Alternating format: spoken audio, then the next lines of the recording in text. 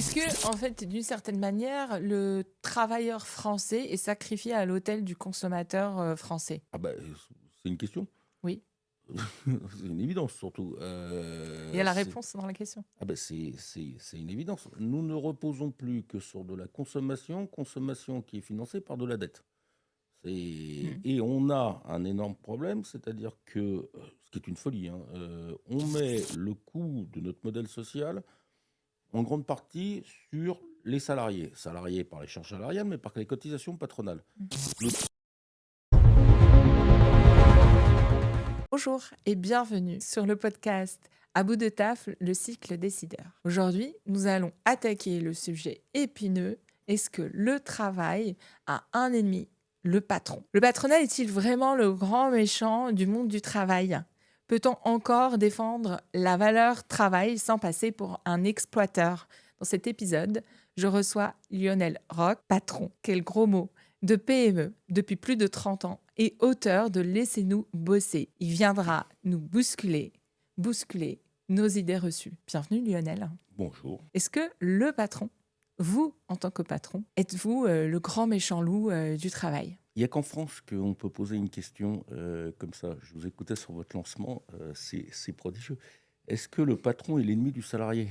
Non, en fait, le patron est le dernier soutien du salarié et les salariés sont en train de s'en rendre compte. Il y a sûrement des mauvais patrons, comme il y a aussi des mauvais salariés. C'est pas la majorité de l'espèce.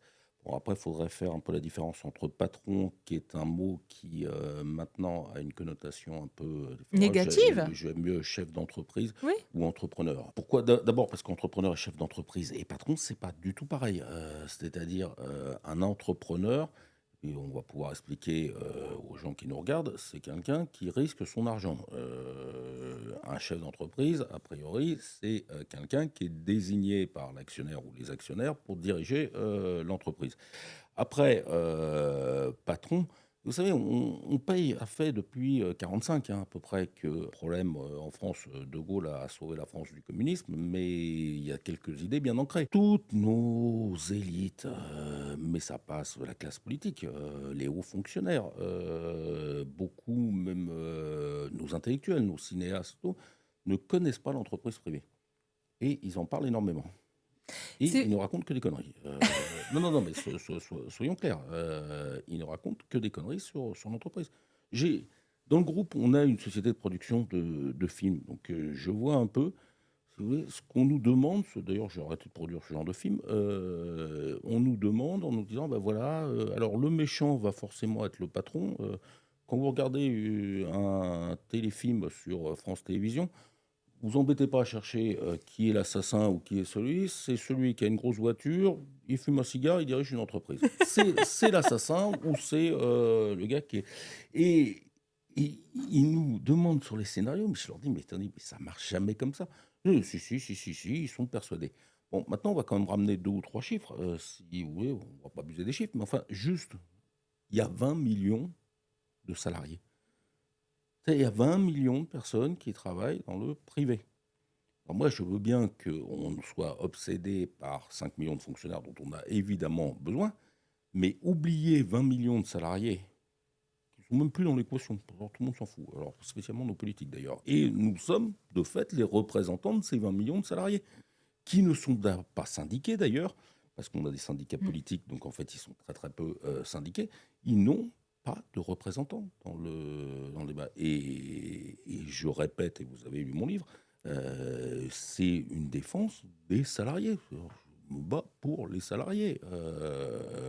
Et parce que j'ai compris depuis un certain temps qu'une entreprise sans les salariés, c'est rien, mais une entreprise sans un entrepreneur ou un patron, ça marche pas très bien. C'est toujours le débat que vous avez en France, que j'adore. Ah, mais Bernard Arnault serait rien sans ses salariés. Et là, c'est un peu plus compliqué parce qu'il pourrait délocaliser plus fortement. Mais Bernard Arnault a forcément des super salariés à tous les niveaux, d'ailleurs. Et s'il a des super salariés, c'est qu'il y a aussi un bon patron. Ça fonctionne comme ça. Et surtout que, peut-être par méconnaissance, il y a des métiers qui sont plus capitalistiques que d'autres. Et donc, on a besoin au démarrage de certaines entreprises, de beaucoup de fonds. Je pense à l'industrie, à l'agroalimentaire, au cinéma. Sans avoir des fonds, on ne peut pas recruter, on ne peut pas produire. Ce n'est pas possible. Des salariés Oui, qui créeraient leur entreprise sans investir des fonds, je, mais je- mais ce c'est un ce mythe, c'est l'ubérisation. mais c'est d'abord, hein, c'est l'ubérisation. Deuxièmement, vous avez un truc qui est très à la mode parce qu'il y a eu, du Rolex et il y en avait, 2 ou 3, Oui, de la reprise des entreprises par les salariés. et c'est très bien, mais ça Mais c'est reste pas des ça, poissons volants. d'abord, vous avez raison et c'est pas la majorité de l'espèce, mais on s'aperçoit, d'une chose, c'est que ça ne peut pas marcher sur la durée. C'est-à-dire que vous regardez, il y en a eu quelques expériences, il y en a qui vivotent, Mm. et pourquoi? Parce que Duralex, va avoir un énorme problème, c'est un problème d'investissement Oui. et donc pour développer, il faut Mm. investir. Qui va investir? Là, vous avez des salariés qui acceptent de travailler plus pour gagner moins parce que c'est leur entreprise, c'est bien, mais quel va être le développement? Ils ont Ouais. lancé un emprunt Participatif. voilà, participatif sur lesquels le taux de rendement est à 8%. C'est-à-dire qu'à 8%, vous ne pouvez pas. Donc, Garder. Mm. il y a pas d'avenir. Le mieux qui peut arriver, et ce que je souhaite, c'est qu'un jour, un Arnaud ou un Pinot, Mm. machin tout, reprennent la majorité tout en gardant les salariés Le et qu'ils capital. fassent un truc à 75-25 et qu'ils puissent investir. Ça serait la plus belle façon Mm. de clôturer. Mais vous avez LFI, le PS, mais d'ailleurs la droite serait pas loin de le penser, que quelque part ça serait génial. Ça ne peut pas marcher. C'est comme quand on explique, ah bah tiens, les salariés devraient reprendre l'entreprise. Mais s'ils reprennent l'entreprise, je veux dire, même si on est d'une générosité absolue, par définition, on va se distribuer les fonds propres, parce que ce n'est pas les salariés qui vont racheter les fonds propres. Donc vous avez des salariés qui n'ont plus de patron, ça peut servir à quelque chose, qui doivent autogérer une entreprise qui déjà n'a plus de fonds propres, et qu'en plus, on leur aura vendu à un prix d'amis étalé sur 10 ans, mais qui se retrouvent avec une dette. Donc de toute façon, ça ne peut pas marcher. Alors je sais qu'on raconte ça en boucle. Dans les faits, ça ne peut pas marcher. Mais le nombre de choses qui ne peuvent pas marcher, à quoi ça sert d'ailleurs d'écouter un peu les entrepreneurs? C'est que nous, on n'est pas des intellos. Nous, on n'est pas Zuckman qui a inventé des choses. Nous, on dit juste, mais attendez, ça fonctionne comment? Vous faites comment? Dans la taxe Zuckman, c'est oui, je n'ai toujours pas compris comment elle était même distribuée. Mais je reviens sur cette notion de travail de l'entrepreneur. Est-ce que vous pouvez nous décrire votre journée de travail, votre semaine de travail type, pour comprendre en quoi le travail d'un entrepreneur a des similarités aussi avec le travail de salarié? Il n'en a pas tant que ça, en fait. C'est très particulier d'être. Alors, je parle entrepreneur de PME. Il se trouve Oui, oui, faisant de l'événementiel depuis 35 ans, je bosse beaucoup pour les grosses boîtes, donc je les vois, je sais comment elles fonctionnent. Mais un entrepreneur de PME, alors ça dépend des services, ça dépend dans quelle activité vous êtes. Mais typiquement, s'il fallait retenir quelque chose, c'est une capacité d'encaissement. Nous n'avons que des problèmes matin, midi, soir, à régler. Et il n'y a quasiment jamais de bonnes nouvelles. Et s'il y a une bonne nouvelle, elle va déclencher un nouveau problème. Non, non, mais c'est ce point-là, il est vachement important pour une raison, c'est que quand j'entends nos politiques qui n'ont toujours pas mis un pied dans une entreprise expliquer soyez des pattes, la première chose à demander, c'est est-ce que tu es capable d'encaisser? Voilà, mm, après, j'ai constitué petit à petit mon groupe, donc c'est le meilleur fonctionnement possible parce que si vous voulez, vous amalgamez les mm. talents qui sont accompagnés, qui ont la gentillesse de rester. J'ai un taux d'ancienneté extrêmement important, puis on ramène des nouveaux talents et donc c'est plus facile. Mais ce que savent très très bien faire mes salariés, je sais pas le faire. Je sais faire, pas convaincu que mes salariés sachent le faire. Et c'est comme ça que ça fonctionne d'ailleurs. Et heureusement, oui, c'est une chaîne C'est- de valeur. et puis c'est surtout une chaîne de respect. C'est-à-dire de se dire, bah, ok, moi j'ai des équipes et mes équipes le savent. C'est-à-dire, faut passer assez vite d'un sujet à un autre parce que voilà, donc tout ça est. Et d'ailleurs, ayant 60 ans, si vous voulez, c'est bien pour ça que je réintègre mes enfants quand ils le veulent bien dans l'entreprise parce que sinon l'entreprise n'a pas d'autre avenir que d'être vendue. Mm. Et Je ne peux pas me résoudre à vendre mes salariés. Vous voyez, on n'en est pas à essayer de se faire un max de pognon et de se barrer avec les caisses, hein. Je ne peux pas me résoudre. Donc, à un moment, il ne reste plus que les enfants qui peuvent faire cette transition. Parce que, par définition, eux, ils n'ont pas à acheter. Enfin, tant qu'ils n'ont pas réformé la loi du travail, parce qu'ils sont aussi capables de faire ça. Mais bon. Est-ce qu'on a détruit le patronat familial français? Parce que quand on va en Italie, on va en Allemagne, même en Espagne, des voisins qui ont eu des économies, voilà, et qui ont des similarités, des histoires Mais, communes. mais ils sont fous. Reprenez 40 ans d'histoire. Qu'est-ce qui s'est passé? Pourquoi on n'a pas de PME? Pourquoi on a encore moins de PMI? C'est-à-dire que les socialistes arrivent en mai 81 et là-dedans, il y a... Non, Sortez le non, popcorn, hein. non, non, non, mais vous avez pas remarqué dans mon livre Si. qu'on peut dire que politiquement, je suis quand même je suis pas un ultra-libéral. Mais enfin, il y a un moment, il faut regarder les Oui. choses. Quand les socialistes arrivent en 80, il y a impôt sur la fortune, les droits de succession. Qu'est-ce qui se passe? Nos entreprises familiales sont vendues à l'étranger. Hmm. Et en plus, ceux qui les ont bien vendus partent en Suisse. Coup double, hein. Et qu'est-ce que font les entreprises qui ont racheté?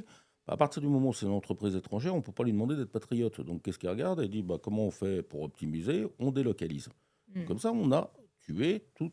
Et ce qui est assez drôle, surtout de la part d'un gouvernement socialiste, c'est que c'est les grands groupes qui s'en sont bien sortis et c'est les plus riches qui s'en sont sortis. Pourquoi? Parce qu'ils ont appelé les politiques, puis ils leur ont dit donc tu vas nous faire un truc sur lequel les œuvres d'art n'entreront pas dans l'impôt sur la fortune. Bon, oui, oui, parce qu'il ne faut pas que nos entreprises partent à l'étranger, nos œuvres partent à l'étranger, nos œuvres d'art. Sauf que les entreprises, ça, c'est pas grave. Les salariés, c'est pas grave. Bah, on est un musée ouvert. Voilà. Donc, et alors là-dessus, regardez le débat actuellement. En 2003, je crois que c'est 2003 ou 2005, Renaud Dutreil, qui devait être dans le gouvernement de Chirac, dit effectivement on a un problème. Alors en plus, ce qui les choquait, c'est que par exemple nos châteaux du Bordelais, portés au Japon, Chinois. voilà, C'était aux Chinois. C'était voilà, l'arrivée des voilà. Chinois. Et ça, parce que la PME s'en fout, hein, mais ça les a un peu choqués. Non, non, mais c'est assez logique si vous voulez. Comment vous voulez payer des droits de C'est la succession? symbolique. Voilà, non, mais comment vous voulez payer des droits de succession sur une valorisation à 30 ou 40 millions qui va peut-être sortir 200 000 euros de bénéfices? Donc, c'était pas possible. Donc, alors, on a bradé, et puis ils se sont dit, bon, il y a quand même un problème. Donc, Dutreil fait le pacte Dutreil qui fait que, en fait, vous avez 75% d'abattement quand c'est sur les enfants. Et, l'air de rien, ça a limité la casse. Eh ben, la priorité, c'est de remettre ça en question. Mais c'est une folie. Est-ce que, en fait, d'une certaine manière, le travailleur français est sacrifié à l'autel du consommateur français? Ah ben, c'est une question. Oui. C'est une évidence, surtout. Il y a la réponse dans la question. Ah ben, c'est une évidence. Nous ne reposons plus que sur de la consommation qui est financée par de la dette. Et on a un énorme problème, c'est-à-dire que, ce qui est une folie, hein, on met le coût de notre modèle social en grande partie sur les salariés. Salariés par les charges salariales, mais par les cotisations patronales. Le tout dans une France totalement ouverte. Donc, La compétition est rude. elle est même impossible. Alors, elle est possible pour le luxe. Pourquoi? Parce que sur un sac à 3 000 euros, vous pouvez vous permettre, si vous voulez, d'avoir le coût du modèle social et de payer pas mal. Mais tout ce qui peut être une industrie du bas prix tôt nous est fermé. Donc Brandt. Brandt est un exemple. Quand Michelin ferme une usine de pneus et que vous avez les écolos et les filles de ça qui va manifester le tout en sachant qu'ils sont anti-bagnole comme c'est pas possible et spécialement anti-4x4. Or, les seuls montent, c'est-à-dire les pneus haut de gamme et un peu chers sur lesquels on pourrait absorber le coût, sont plutôt sur les SUV. Donc tout ce système est complètement fou. Le problème, c'est qu'on le laisse en boucle. Donc ce système est fou. Et après, les Français sont quand même dans la résilience puisqu'ils ont confiance à 70% dans les entrepreneurs. Parce que vous expliquez que les patrons sont très mal vus, mais enfin, quand on leur dit entrepreneurs, ils ont beaucoup plus confiance en nous que dans les politiques. À mon avis, ils ont raison d'ailleurs. Mais C'est peut-être ça, la jalousie, en fait. non, mais on a plus un problème aujourd'hui avec notre classe politique, notre classe médiatique, qu'avec la majorité des Français. La majorité des Français sont prêts à entendre un certain nombre de choses. La majorité des Français s'étaient à peu près résignés sur les retraites. Ça faisait plaisir à personne, mais ils se disaient OK, il faut le faire. Mmh. Hein. Ils viennent de rouvrir La plaie. le dossier Mmh. et sur lesquels c'est criminel. Donc je dis les mots, ça c'est criminel. C'est-à-dire qu'il faut quand même regarder que nos entreprises et donc nos salariés, on s'est tapé 2018 les gilets jaunes après une première réforme des retraites qui n'a pas été faite et qui était plutôt pas mal. Après, on a recommencé en 2023 avec une autre réforme des retraites. Chaque fois, si vous voulez, le pays est bloqué. Hein. C'est le supplice chinois. Voilà, chaque fois, le pays est bloqué. Et réforme des retraites qui était mal faite, ça, bah bon, ouais, elle pouvait attendre jusqu'à 2027. Et le même, parce que M. Lecornu, hein, c'est quand même l'émanation du président de la République, hein, supprime ça.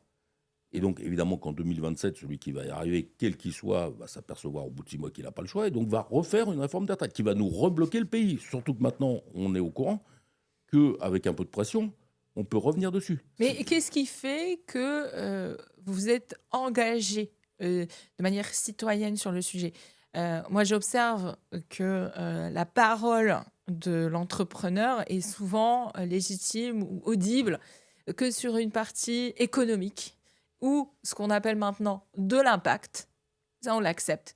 Sur toute la partie citoyenne, politique qui va concerner l'avenir, la dette, les investissements, la fiscalité, les services publics, on refuse de parler, hein, de s'exprimer. Je ne parle pas du fait de nous entendre. Est-ce que c'est un autre sujet? Pourquoi vous acceptez de prendre la parole sur ça alors que vous pourriez vivre votre vie d'entrepreneur Parce que je ne peux pas me résigner à ce que je vois. On revient toujours au livre, c'est clair dans les 3 premières pages. C'est-à-dire, j'explique d'où je viens. Et Vous écrivez même au président? Le livre vient d'une lettre à laquelle il ne m'a pas répondu. Le président de la République répond à n'importe quel TikToker. Un entrepreneur de PME, c'est 100 salariés hein, quand même, écrit respectueusement au président de la République qui ne lui répond pas, mais il y a quand même mieux, c'est que de ça, on en fait un livre. Le livre sort, il y a eu un peu de médiatisation, et tous les plateaux que j'ai pu faire ont à peu près commencé en disant bah, vous avez écrit au président de la République, est-ce qu'il vous a répondu? Et je fais bah non, il ne nous a pas répondu. Est-ce que vous pensez qu'il y a un attaché de presse à l'Élysée qui s'est dit peut-être qu'il faudrait faire semblant quand même de l'avoir lu ou que le président de la République dise bah désolé, je ne l'avais pas vu. Non, pas du tout. Non, c'est-à-dire qu'on méprise tellement les entrepreneurs de PME qui ne sont pas la Startup Nation, qui sont des gars de Chine ou Elon Musk, parce qu'il faut se souvenir hein, comment Elon Musk, Mark Zuckerberg était reçu avec le tapis rouge.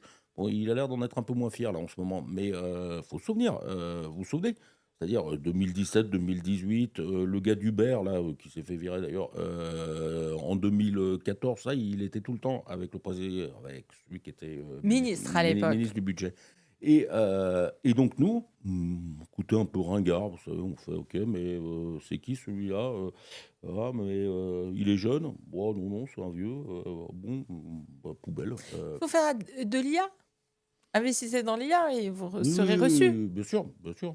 Et si vous voulez, l'IA, c'est vachement bien parce que juste, j'adore quand, parce que comme ça change de gouvernement toutes les 3 semaines à peu près, mais ça doit être il y a, je crois que c'était la même d'ailleurs, Amélie et qui disait, ah, les PME sont très en retard sur l'IA, ça m'inquiète. Ah oui. Eh ben moi, je trouve que l'État est très en retard sur l'IA et ça m'inquiète parce que nous. Oui, on est bien dedans et c'est compliqué parce que comment on fait pour pas que ça soit un carnage social? Comment on fait pour que... donc ça veut dire qu'on a toute une réflexion Oui. là-dessus. Je calme même plutôt mes salariés. Non, attends, parce que les Et salariés... pourtant, vous êtes dans des métiers, pas tous, parce que vous êtes dans la restauration aussi, vous êtes dans des métiers de la communication et de l'événementiel qui sont aussi frappés par une baisse de budget, par la concurrence avec l'IA, parce que certains travaux, certaines activités peuvent être réalisées par l'IA. Comment vous voyez ça? Parce que vous êtes distingué aussi par le refus du télétravail à un moment. Comment vous voyez l'IA? Est-ce que pour Ah, vous, le vous mythe, arrivez, vous êtes fait une idée? mon livre, il a été, il est sorti il y a 2 ans, et donc il a été écrit il y a 2 ans et demi. La lettre Emmanuel Macron, ça doit être 3 ans, ouais. été 2023. Oui. Et là-dessus, je dis, Mais vous pouvez reprendre, hein. C'est-à-dire dès 2020, le Covid était pas terminé, que je disais: «Attention, en fait, toute la digitalisation, la distanciation générera une économie du présentiel» et alors ça, je vous le confirme. C'est-à-dire que, sur l'événementiel, on n'est pas très exposé parce que l'événementiel physique, Mmh. nous, c'est plutôt une bonne chose. C'est-à-dire Mmh. que ça nous facilite, pour faire des refs, pour Oui, faire la oui, présentation c'est de ça. scéniques, machin. Mais, j'étais, la semaine dernière avec 620 personnes, au Sri Lanka. Je peux vous dire que de l'humain, mes équipes, elles ont bossé parce que vous faites 620 personnes, un énorme événement au Sri Lanka, il faut de l'humain. Vous n'allez pas le résoudre par l'IA. La restauration, alors effectivement, l'IA va amener, des choses et amène déjà des choses, mais ça veut dire qu'on a toute une économie du présentiel. Mmh. Or, cette économie du présentiel ne peut se faire qu'à partir du moment où on règle ce problème du coût du modèle social sur les salaires. C'est-à-dire que si vous alourdissez, ce qu'ils sont en train de faire, hein, c'est-à-dire ils alourdissent les cotisations patronales, si vous alourdissez le droit du travail, ce qui est en train d'être fait, vous envoyez un message aux entreprises en disant si vous voulez gagner de l'argent, en fait, virez vos salariés. Et c'est très très grave, sociétalement. Déjà parce que explosion du chômage, mais deuxièmement, je pense que le pays a besoin de voir des gens, Mmh. et que donc il y a une économie là-dedans. Vous pouvez supprimer la caisse dans les supermarchés, ce qui se fait et qui se Il y fait a un retour. archiver et voilà. Sauf que il y a un moment où vous êtes paumé Oui. dans des rayons, tout ça. On a besoin que les supermarchés, tout ça, remettent du monde à l'intérieur. Vous avez un pays qui vieillit. Je suis sidéré, vous avez plus personne dans les banques, ça. C'est-à-dire, ma mère a 85 ans, si vous voulez, me dit, ah bah tiens, je dois te rembourser tel truc, je vais te faire un virement. Je suis assez admiratif, si vous voulez, qu'elle doit s'emmerder sur son ordinateur, machin, à faire le virement. On a besoin de monde. Et la folie du monde d'Emmanuel Macron, qui était une espèce de vision. Emmanuel Macron, ça a été la gauche américaine. C'est-à-dire libéral économiquement, et puis un peu wokiste, et puis il fallait des startups partout. Foncièrement, c'est ce que le pays ne veut pas. Nous sommes des Gaulois réfractaires, mais même les Français issus de Et l'immigration sont et des Gaulois réfractaires. et Et c'est il nous a bien bien, sûr, étiquetés avec ça, voilà. donc Mais c'est c'est mais pas c'est aussi la force, oui, de ce pays. On fait beaucoup d'événements par définition, on fait des événements dans le monde entier. Donc on arrive, si vous voulez, et puis on travaille, parce que je trouve que c'est normal, on travaille avec les prestataires locaux, oui, bien sûr. mais je retrouve pas la la la la L'excellence. sp c'est même plus une question d'excellence, c'est une question d'implication, c'est une question de réflexion. Ouais, mes salariés sont des Gaulois réfractaires. Je suis un Gaulois réfractaire, sauf que, aussi, on défend un certain nombre de choses. Le tout avec un exploit. Mmh. C'est-à-dire des salariés qui, globalement, sont mal payés, nous coûtent trop cher. Mmh. C'est-à-dire que, par rapport à l'implication d'une petite partie de ce pays, le salarié s'y retrouve pas et l'entrepreneur s'y retrouve pas non Mais plus. les salariés voudraient être mieux payés parce qu'il y a une inflation, il y a des coûts subis, enfin voilà. Et en même temps, l'entrepreneur, dans son symbole, va se plaindre que le coût du travail est trop élevé. Comment on peut arriver à résoudre ces 2 problèmes? Alors Parce que c'est le fond de mon livre, c'est que forcément, il faudra venir par un transfert du coût de notre modèle social sur une autre recette. Ça peut être une taxe sur le chiffre d'affaires, mais pour que ceux qui ne produisent pas en France, qui n'embauchent pas en France, qui vendent en France, financent une partie de notre modèle social. Et en échange, il faudra baisser drastiquement les charges salariales et les cotisations patronales. Il n'y a pas d'autre choix. Ils perdent du temps, ils y arriveront forcément, parce que sinon, vous aurez de moins en moins de gens qui bossent, sur lesquels on mettra de plus en plus de charges et de cotisations patronales. Ce système est fou. à moins d'obliger les entreprises mondialisées, de s'installer et de faire travailler les Français, ce qui est impossible, il faudrait, effectivement taxer les Chine, les OpenAI, Bien ou sûr, si vous voulez, quand je vois que le Rassemblement national qui veut être protectionniste, mais qui en même temps refuse la taxe, vous dites c'est n'importe quoi. Ça, parce qu'on m'explique à chaque fois, oui, mais c'est pas possible, c'est pas possible. Ah bon, donc je vous disais, on a une société de production de films. Vous avez un système dans L'exception culturelle? l'exception culturelle Oui, j'allais vous et poser la il question. faudrait un peu savoir comment ça fonctionne parce que Ouais. souvent j'entends les gens: «Oui, c'est archi subventionné et tout». C'est subventionné, mais le truc le plus génial qu'ils ont fait là-dedans, c'est que vous avez une taxe sur les entrées et comme 70 des films, des entrées se font avec des films américains et la recette n'est partagée que sur les producteurs français quand ils vont produire un ce financement, Oui. sur lequel, rentre, 2 € sur votre ticket et que ces 2 €, donc c'est 1,30 €, mais Trump s'en est pas rendu compte ça, parce que s'il était au courant, il voudrait aussi remettre, les trucs parce que, donc 1,30 € est payé par le cinéma américain et sert aux producteurs français pour produire des films, en France. Faut quand même et si vous dites ça en disant: «Mais il y a l'exception», «Ah ouais, mais c'est l'exception culturelle». Bah ouais, mais il y a un moment où il va falloir aussi une exception industrielle, une exception entrepreneuriale, une exception, on peut pas, Commercial. ça peut pas être open bar. Il y a autre chose aussi dans le cinéma, c'est que vous avez un crédit d'impôt et le crédit d'impôt, pourquoi il est fait ce crédit d'impôt? C'est que vous ne pouvez pas, s'il n'y a pas ce crédit d'impôt, vous ne tournez plus un film en France. Vous allez tourner en Roumanie, machin et donc ils ont analysé, ils ont dit: «Ah bah non, mais pour notre industrie, on fait un crédit d'impôt qui représente à peu près, si vous voulez, l'équivalent des charges salariales et des cotisations patronales», comme par hasard et donc là, effectivement, on peut tourner. Donc c'est à chaque fois et c'est vrai sur toute la chaîne, puisqu'ils sont partis du principe que, ils l'ont fait petit à petit, si vous voulez. C'est-à-dire le crédit d'impôt est la réponse même et la preuve même qu'on a un problème. On met un crédit d'impôt parce que sinon on peut pas bosser, en France. Si vous voulez, là où je suis partagé, c'est que parce qu'on n'a pas le courage de faire, les choses, on remet des crédits Voilà, impôt c'est ça. recherche, tout ça.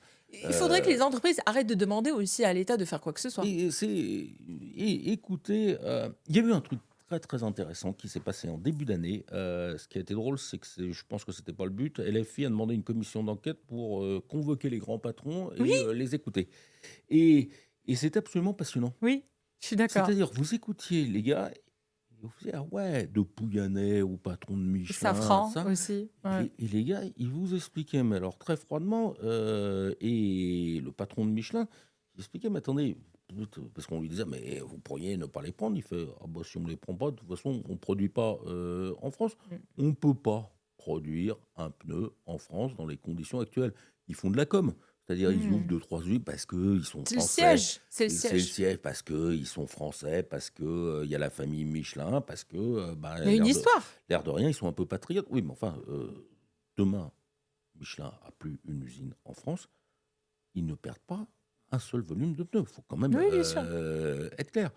Quand j'entends que Arnaud, madame Bachelot un jour sur un plateau télé qui était là, me hurler dessus parce que je lui disais: «Mais vous savez, si Bernard Arnault part, en Italie, il perdra pas un centime de chiffre d'affaires». «Oui, vous ne savez pas, machin». C'est faux, il part sans aucun problème. Mais demain et même en plus, il rachète ce Giorgio Armani, voilà, c'est 6 milliards, c'est-à-dire, 2 ans de taxe Zuckman, vous voyez le délire et Bernard Arnault s'enrichira énormément grâce à ça. Nous, on s'appauvrira, mais Bernard Arnault s'enrichira énormément et donc vous avez des gens qui connaissent rien, qui vous expliquent: «Ah non, il peut pas». Si, si, il peut. Il garde la haute couture à Paris, Oui. il garde, bah, le vin et le champagne, ça, il a pas le choix. Il garde, pour juste les quelques malles de luxe, machin, qui sont faites à Asnières et tout le reste, il le met en Italie et en Italie, il y a des sous-traitants et il y a des PME qui savent faire, hein et donc Bernard Arnault, hein, il s'enrichira parce que Mélanie lui signera le deal du siècle, voilà, mais on vous explique: «Ah non, non», et qui partent. Vous avez pas entendu ça? C'est un truc qui est fou. C'est-à-dire, vous avez la gauche qui aujourd'hui dit: «Mais s'il n'est pas content, on va mettre la taxe Zuckman et s'il n'est pas content, il a qu'à partir» et vous faites juste, c'est à peu près 10 milliards d'apport. Si vous prenez les impôts, les charges, machin tout et donc on fait: «Ah ouais, ouais, non, il va partir, non, non, mais qu'il parte, Mais c'est aussi la limite, d'une société liquide. C'est-à-dire qu'on n'a plus d'attachement à des fleurons.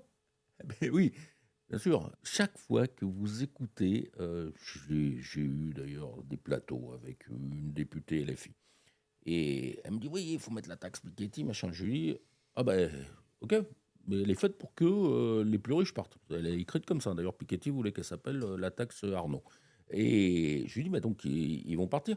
Elle me fait: «Ah oui, c'est pour ça qu'il faut faire comme aux États-Unis, mettre l'exit tax». J'ai fait: «Mais attendez, juste dans l'Europe, la base même de l'euro, Maastricht et tout, c'est la libre circulation des Ouais. biens, des personnes et des capitaux. Donc vous faites quoi?» Elle me fait: «Ah oui, ça c'est un problème». Oh ben, donc en fait, on sort de l'euro. Mais si vous sortez de l'euro, comme vous êtes incapable de payer les fonctionnaires à partir du mois de septembre, parce qu'il faut endetter et il faut emprunter, vous allez emprunter comment quand vous allez en faire? Bon tiens, on remet le franc. Mais tout ça est délirant.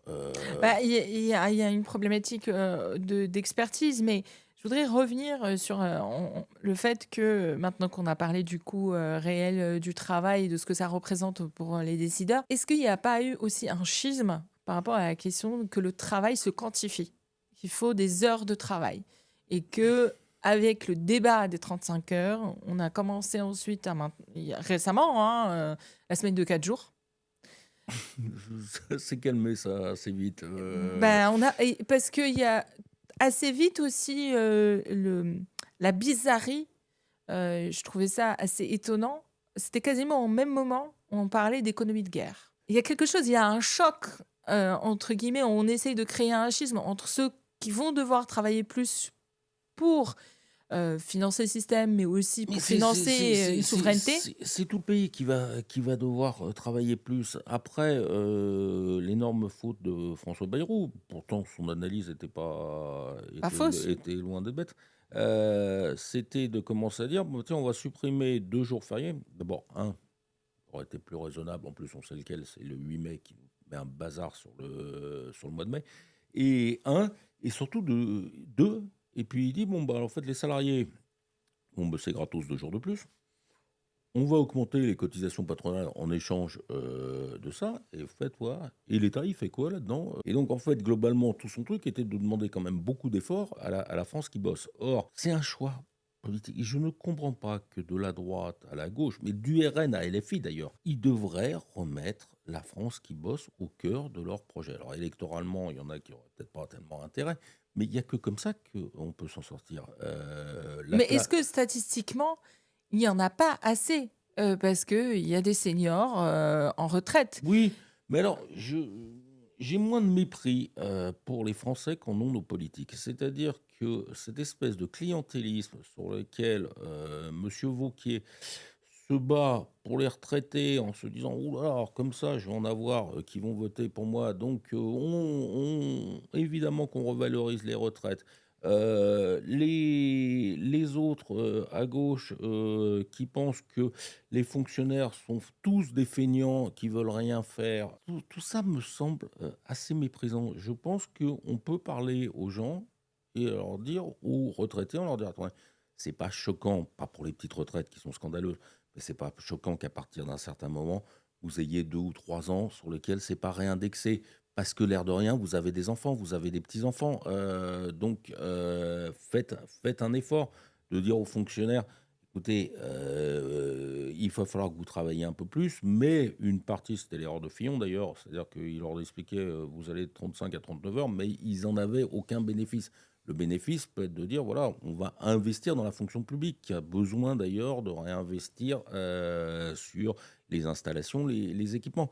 Je pense que c'est très, très méprisant, d'essayer de flatter les bas instincts de chacun, pour essayer de gratter des voix, et alors vous avez, monsieur Bardella, il veut pas faire payer d'impôts aux moins de 30 ans. Waouh! Bah, chacun son petit cadeau. Mais, par rapport au travail réel que vous percevez de la part de vos salariés, qu'est-ce que vous observez par rapport à la pandémie a été quand même un choc pour vos métiers. Comment a été le «retour» entre guillemets à cette économie du présentiel? Comment vous l'avez vécu en interne? On l'a bien vécu parce que, je crois que c'est le 18 mai 2020, donc ça faisait 10 jours pouvait sortir de chez soi. Je suis allé sur BFM Business et j'ai été le seul à dire: «Attention, le full télétravail, ça Mmh. est dangereux». Et mes salariés ont découvert à la télé, puisqu'ils étaient plus revenus au bureau, puisqu'ils ne pouvaient pas revenir au bureau, ont découvert que je n'étais pas foncièrement, pour. Et l'air de rien, ça a changé beaucoup de choses puisque, d'abord, j'ai pas eu un départ. J'ai dû avoir un départ, c'est-à-dire de dire: «On ne sera pas». en télétravail. Alors, les grosses boîtes le sont, elles n'ont pas forcément le choix, même si on voit qu'elles y reviennent. Mais spécialement pour une PME de service, se mettre en télétravail est pour moi une énorme erreur, que nous devons être réactifs. Et plus les grands groupes sont en télétravail, tout, plus nous devons être unis ensemble pour pouvoir réagir vite. On ne peut pas accumuler des visios. Voilà. Donc, c'était ma conviction. Et tout ça s'est remis au travail. Nous, on a été peu impactés. En revanche, le bilan du Covid n'a jamais été fait. Tout va mal depuis le Covid. Mm. Mais tout va mal depuis le Covid, les entreprises. Mais regardez, la situation internationale, elle est post-Covid. Oui, oui. Ils ont tous pété les plombs. Non, non, mais il n'y a même plus de justification. Oui. C'est-à-dire, On est dans oui, l'émotionnel. on est dans l'émotionnel, et on envahit le voisin, mais je ne comprends même pas les projets. C'est-à-dire, vous dites ce que fait Trump, mais vous savez que de toute façon, du Groenland, c'est une plaisanterie. Et Emmanuel Macron, le Emmanuel Macron jusqu'à 2021, on le comprend à peu près. Oui, oui, oui. C'est cette gauche américaine. On comprend. Je pense que ça ne correspondait pas à notre pays, mais on comprend. À post-Covid, c'est n'importe quoi. Je vous ai entendu, je vais créer, il y aura un monde d'après et je vais y participer. Bon, bah, on avait tous compris que ça voulait dire que c'était plus la peine de bosser et qu'on allait nous envoyer du pognon tous les mois. Et C'est c'est, terrible. Ça a et été c'est terrible. exactement ce qui s'est passé. Et toute la campagne de 2022, c'est ce que je raconte dans le livre, c'est-à-dire qu'ils nous abandonnent. C'est-à-dire, il défend même plus sa politique de l'offre. C'est ringard d'être salarié. Et puis, la génération, quand je dis la génération smartphone, je ne condamne pas que les jeunes, hein, parce que ça impacte Oui. absolument tout le monde. C'est un moi-je continuel. Donc, ça veut dire qu'une entreprise, c'est du collectif. Et vous avez un moi, je veux ça, moi, je n'accepterai pas. Je dis ça alors que je ne les ai pas chez moi, hein, mais ouais, j'entends. Euh, je vais démissionner sur TikTok. Un jour, je me suis retrouvé sur un plateau LCI sur lequel le sujet, on me dit qu'est-ce que vous en pensez? C'est pas la majorité de l'espèce. Et là où ça pouvait revenir un peu dans les clous, notre cher président de la République fait la dissolution. Voilà. C'était terrible. C'est-à-dire que d'un seul coup, on sentait qu'il y avait un petit intérêt. Parce Oui, qu'on a oui. vécu On, 2 ans. on sentait un... C'était compliqué à ce moment-là, je vous cache pas, parce que moi, je vois bien l'écosystème. Il a commencé à parler après les dissolutions. Parce que la dissolution, c'est aussi le fait qu'il n'y ait plus eu de recettes suite au PGE. Oui, oui, mais c'est. Donc il y avait déjà un problème d'économie, c'est-à-dire que il y a une inflation des coûts de matières premières, de l'énergie. Donc on sentait que il y avait certaines entreprises qui allaient mieux, mais il y en avait certaines où ça commençait à être Ah, mais difficile. ça. Et la dissolution a été le coup de massue. Mais la dissolution a été le coup de massue et le pays va terriblement mal, mais comme toujours, et ça a été le cas à chaque fois, quand vous avez un poids de l'État qui est aussi puissant et qui réinjecte à peu près 150 milliards de dettes dans l'économie, vous avez une inertie. Et donc, Ouais. on découvre les problèmes à retard. Sauf que chaque fois, parce que alors là-dedans, vous avez les statistiques qui vont dire « Ah bah ouais, c'est génial ». Non, parce que chaque fois, on met beaucoup plus de temps à redémarrer et on redémarre de plus bas. Et donc, mais ça a été vrai, si vous voulez, 2008, 2008, Ozzy va nous expliquer que c'est grâce à lui, mais 2008 a été amorti. C'est à partir de 2012 que ça a été terrible avec un nombre de dépôts de bilan, d'où d'ailleurs François Hollande qui s'est mis au CICE à partir de 2014. Et le Covid, tant qu'on n'aura pas analysé le mal que ça a fait sur les entreprises, sur les salariés, sur la chaîne de commandement, sur le rapport, c'est-à-dire que les présidents, mais tous, hein, on dit regardez, les entreprises, les entrepreneurs, vous étiez bien contents de toucher de l'argent. Voilà, Donc en fait, comme vous étiez contents de toucher de l'argent, maintenant vous allez la la fermer. fermer. Et puis on va faire ce qu'on veut. Et ce qui d'ailleurs s'est passé, on a eu, je me souviens, 1 an ou 1 an et demi sur lequel, et même par rapport aux salariés, c'est-à-dire que les salariés, sur l'événementiel, bon, pendant un an, ils ont dû être payés principalement par le chômage. Il a fallu reprendre quand même cette notion, c'est-à-dire que c'est qui le patron? Parce que souvent, quand même, quand votre patron, c'est celui qui vous paye. Mm. C'est l'État qui paye. C'est Mm. qui le patron? Et qui paye dirige. Voilà. Et on a complexé. Alors qu'on a joué majoritairement rôle, c'est qu'on a surinvesti dans l'économie à la sortie du Covid. D'où le fait on a foutu en tension, on a fait exploser toute la chaîne de l'emploi. C'est-à-dire qu'on trouvait plus de salariés. Pourquoi? Parce que les entrepreneurs étaient assez reconnaissants de l'État. Pour une fois, je veux dire, pour une fois, on a touché de l'argent de l'État. C'est quand même.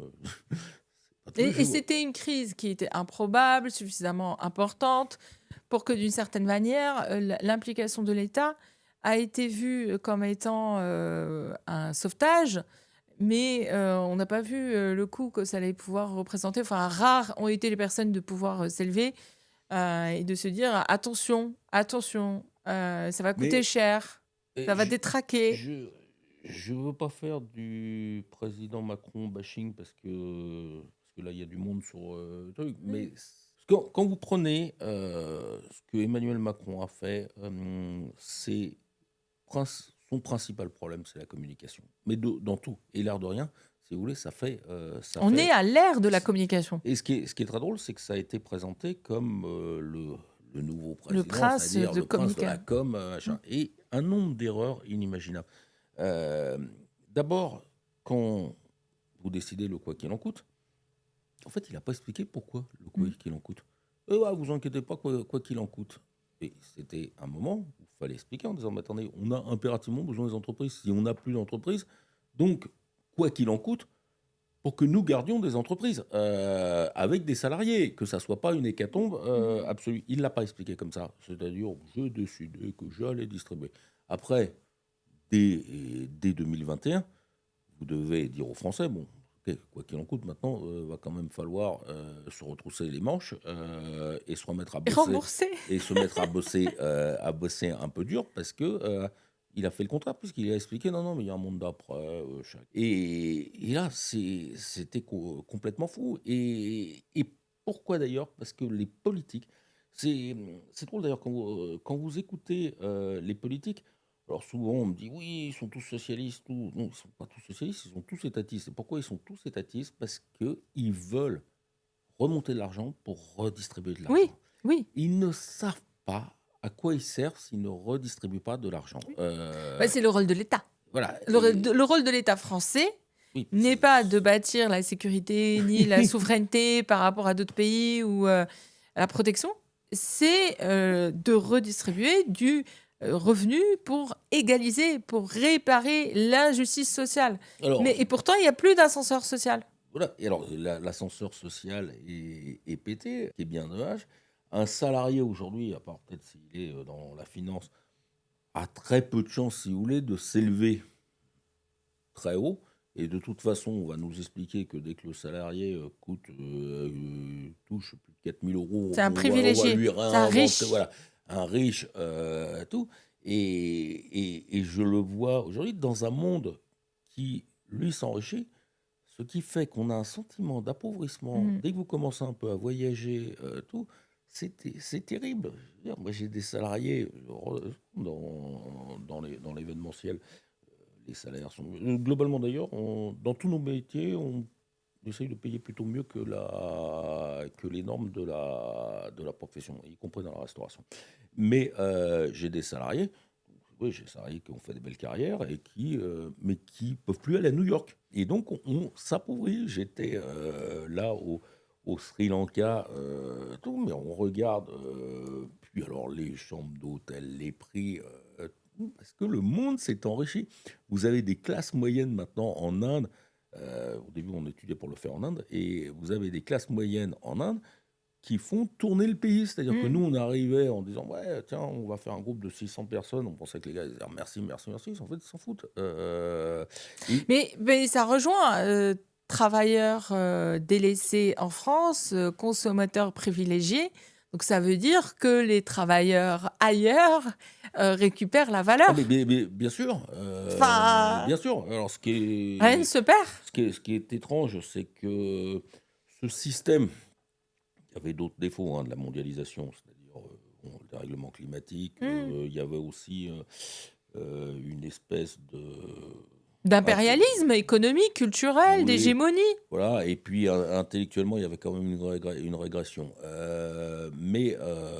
D'ailleurs, plus personne ne lisait, plus Oui. personne, on allait au plus facile. Bon. Mais il avait quand même un intérêt pour les Chinois, pour les Américains, qui sont en train de fracasser quand même ce truc-là. Et l'Europe, qui normalement devait être une force, et là encore, l'égoïsme de chacun. C'est-à-dire les Allemands ne pensent qu'à vendre des BMW, les Français ne pensaient qu'à pouvoir faire de la dette. C'est-à-dire chacun venait chercher ce qu'il voulait en Europe, au lieu de dire mais on est une force. Si on va sur la question de l'Europe, c'est tout le paradoxe. On nous vend un marché européen, donc ça veut dire qu'on se vend comme des consommateurs, mais on ne se vend plus comme des travailleurs européens suffisamment attractifs. Est-ce qu'il n'y a pas un désintérêt du travailleur dans le marché européen parce qu'on veut enlever la production, parce que c'est carboné, parce que c'est sale, parce que ça coûte de la pénibilité. En même temps qu'elle soit carbonée et sale, ça ne nous gêne pas de la mettre en Chine. C'est ça, c'est ça. Et le dérèglement climatique ne s'arrête pas aux frontières. Non, mais c'est pas Tchernobyl. Hein. Je veux dire, oui, on reviendra. Enfin, Tchernobyl, d'ailleurs, ça ne s'arrêtait pas aux frontières. Non, je sais bien. Non, mais... et le dérèglement climatique, c'est bien beau d'expliquer que la France fera de la décroissance. on l'a. On a la décroissance, mais on reviendrait à Cro-Magnon, on saurait et Cro-Magnon et le dérèglement climatique, puisque on pèse 0,9. Donc, effectivement, il faut faire. Il fallait d'ailleurs ça. Ça a été pas mal fait, la prise de conscience, mais après, tout ça rentre. L'événement ou la prise de conscience de l'intérêt écologique doit rentrer dans la chaîne de valeur et non pas dans la culpabilisation réglementaire qui alourdit du coup la chaîne de travail. Et d'ailleurs, on est revenu sur le Green Deal. Bien sûr, et on va revenir surtout parce qu'à partir du moment où on a des Américains qui disent bon, nous on s'en fout complètement et on fait bon, et alors nous en revanche on va être vachement plus cher sur les produits parce que on va respecter des normes. Il y a un moment, il faut reposer les choses. Mais c'est pareil, c'est-à-dire les normes environnementales, oui, mais il y a un moment où il faut quand même que tout le monde ait à peu près les mêmes normes. C'est exactement comme faire la fiscalité. Vous pouvez faire une taxe. La taxe Zuckman, j'oublie un truc, c'est qu'au début, elle a été pensée pour être mondiale. Est-ce que vous êtes optimiste? Ça va être mes dernières questions. Et est-ce que vous êtes optimiste pour l'avenir? Bon, vous ne pouvez pas être entrepreneur si vous n'êtes pas optimiste. Ça, c'est la première chose, c'est vous arrêter. Donc, j'entends beaucoup, tout est foutu, tout est... Alors, j'étais plus optimiste il y a même 6 mois que ce qui est en train de se passer, le budget, la façon dont ça se passe, m'inquiète beaucoup. Maintenant, oui, ce qu'il faut prendre vite les bonnes décisions pour pas que ça... faut utiliser la scie pour pas avoir utilisé la tronçonneuse de Millet dans 2-3 ans. Merci pour ce point. Quelques questions rapides. Si vous étiez un outil de travail. Non, si j'étais un outil de travail, l'avion quand même, dans nos métiers, faut voyager. Ou le train, mais enfin, faut voyager. Et le voyage est extrêmement important. C'est un des problèmes d'ailleurs des États-Unis. Toute la classe moyenne américaine qui ne sort pas de chez elle. Et c'est une des forces de l'Europe sur lesquelles quand même on est très interconnectés. Donc on rencontre l'autre. Écoutez, merci pour cette belle conclusion. Je vous remercie, Lionel, pour cet entretien. Je vous remercie, chers auditeurs. On n'aura pas le temps pour la lecture, mais je vous mettrai un extrait du livre pour conclure. Et je vous dis à très bientôt. N'oubliez pas de nous laisser un pouce bleu et de penser que l'avenir est optimiste grâce à Lionel et qu'il est temps de s'intéresser aux travailleurs. Merci et à bientôt.